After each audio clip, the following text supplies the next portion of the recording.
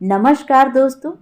कहानियों की श्रृंखला में आज सुनेंगे हिमांशु जोशी जी की कहानी सजा। लेकिन उससे पहले मेरा आपसे विनम्र अनुरोध है कि अगर मेरे द्वारा सुनाई हुई कहानियाँ आपको अच्छी लगती हैं और आप मेरे चैनल में पहली बार आए हैं तो मेरे चैनल को सब्सक्राइब ज़रूर करें, लाइक करें और अपने दोस्तों और परिचितों में शेयर भी करें। बेल आइकन दबाना बिल्कुल भी ना भूलें। आज सुनिए सजा। वह फिर आई थी आज। कल ही तो तार मिला था। क्षण भर वह हतप्रभ सी खड़ी रह गई थी। अपनी आंखों पर विश्वास ही न हुआ। जो कुछ लिखा गया है क्या वह सच है? गुलाबी रंग का कागज मरते हुए पक्षी के डरने की तरह उसकी कांपती उंगलियों में थरथरा रहा था। होंठ खुले थे, आंखें पत्थर की तरह ठोस निश्चल। क्या हुआ दीदी? श्रुति भागती हुई आई, पर भावना जैसे शून्य में कहीं खो गई थी। धम्म से पलंग की पाटी पर बैठ गई। निचला होंठ दांतों के बीच दबकर नीला हो आया था।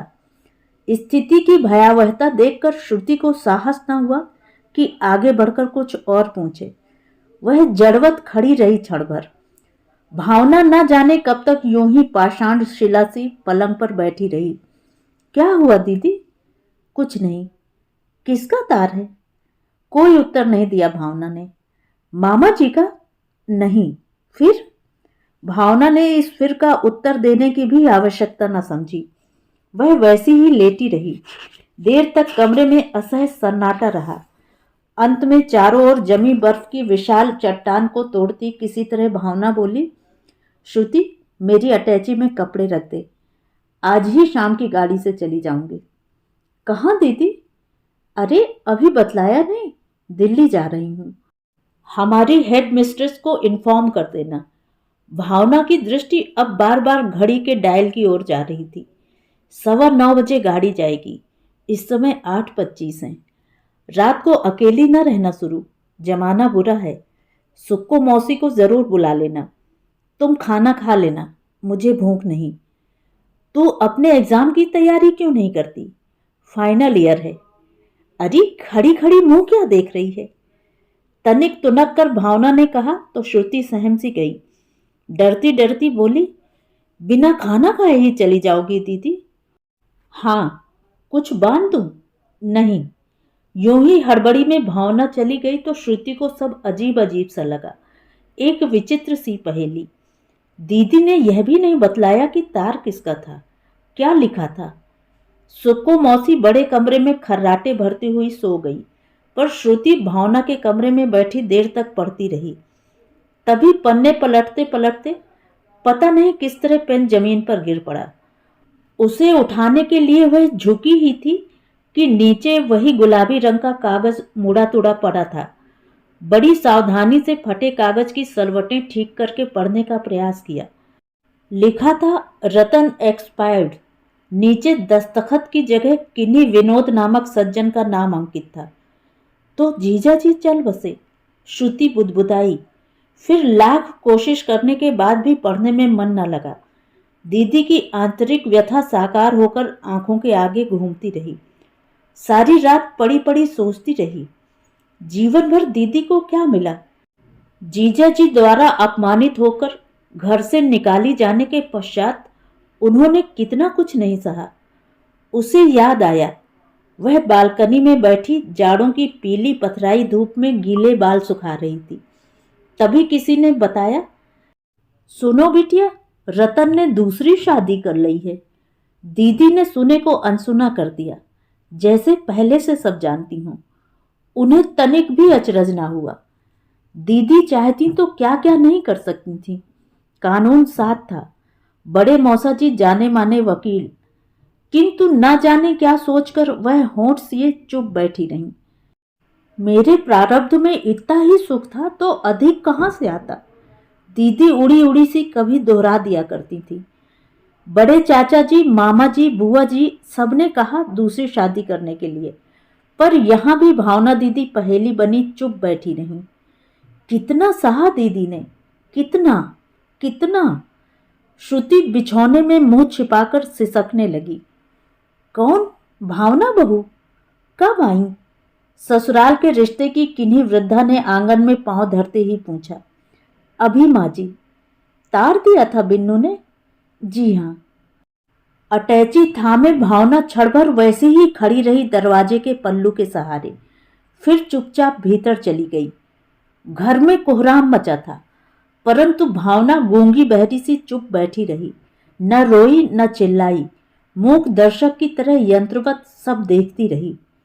वह औरत रो रही थी जिसे अब रतन की पत्नी कहते हैं, रतन जिसे ब्याह कर लाया था, जिसकी सूनी मांग में अब सूखे घाव की दरार सी पड़ गई है। भावना देखती रही, दुबला पतला सूखा शरीर, पीली देह। इसी के प्यार में पागल होकर रतन ने उसे कितनी यंत्रणाएं दी थीं, क्या क्या नहीं कहा था, क्या क्या नहीं किया था। जब सब असह्य हो गया तो एक दिन घर से भी निकाल बाहर किया था। पापा नहीं रहे तो फिर किसी का भी भय न रहा। 2 बच्चे बाहर खड़े थे। एक नन्हा सा किसी की गोदी में खरगोश की तरह दुबका बैठा था। अपनी माँ को रोती देखता तो स्वयं भी मुंह फाड़कर रोने लगता। यह वही घर था जहां भावना एक दिन दुल्हन बनकर आई थी। पापा कहते थे, अपनी भावना को हमने चंदा और करुणा से भी अच्छा घर दिया है, खूब सुख से रहेगी, राज रचेगी। कैसा राज रचाया, कितने सुख से बिताए 4 साल। भावना का हृदय यह सोचने मात्र से सिहर उठा। ढेर सारे गंदे कपड़े जिन्हें यहाँ बिस्तर की संज्ञा दी जा रही है, एक ओर पड़े हैं। पलंग टूटा हुआ है। मेज के एक पांव के नीचे ईंट का आधा टुकड़ा पड़ा है। रतन की बीमारी ने हमें कहीं का न रख छोड़ा। बर्तन भाड़े तक बिक गए। वृद्धा माँ कपाल पर हाथ रखे अपने फूटे कर्म को रो रही थी, किसी से कह रही थी। अंत में भाई तक मुंह बिरा गए। मौसी, मरते समय मेरे रत्तू के घर कफन तक के पैसे नहीं थे। भावना सुनती रही, 1-2 दिन तक चुप देखती रही। तीसरे दिन अपने घर लौटते समय जब रहा न गया तो बूढ़ी सास को एकांत में ले जाकर बोली, ये कुछ रुपए हैं माँ जी, क्रियाकर्म में लगा देना, बच्चों को दुख न देना। विनोद कह रहे थे बच्चों का स्कूल जाना छुड़वा दिया है, उन्हें फिर स्कूल भिजवा देना। जो कुछ बन सकेगा मैं करूंगी।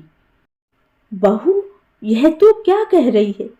तेरे साथ उसने जो कुछ किया, उसके बाद तो जो कुछ उन्होंने किया उनके साथ ही चला गया माँ जी। पर इन अबोध बच्चों का क्या दोष? साथ लाई 2-3 साड़ियां भावना छोड़ गई, बच्चों के लिए कुछ रुपए भी। रिक्शे पर बैठती बैठती बोली, माँ जी कभी उधर चली आना, मन बहल जाएगा, हमें भी खुशी होगी। माँ तो बचपन में ही हमें छोड़कर चल बसी थी।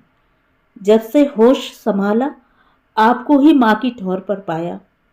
बहू, अब तू इतना दुख ना दे, हमारे किए की इतनी बड़ी सजा नहीं। बूढ़ी सास का अब तक थमा बांध टूट बहा, उसके ऐसे धन्य भाग कहाँ थे? अपने किए पापों की सारी सजा भुगत गया। बहू, रिक्शे पर टूटी टहनी की तरह निढाल पड़ी भावना बैठी रही। मांग का सिंदूर न जाने कब कैसे पुछ गया था, उसका अब कोई निशान न था। पर हाँ, 9 साल लंबी थकान उसके मुरझाए मुखड़े पर आज अवश्य उभर आई थी। तो ये थी कहानी। कहानी आपको कैसी लगी कमेंट करके ज़रूर बताएं।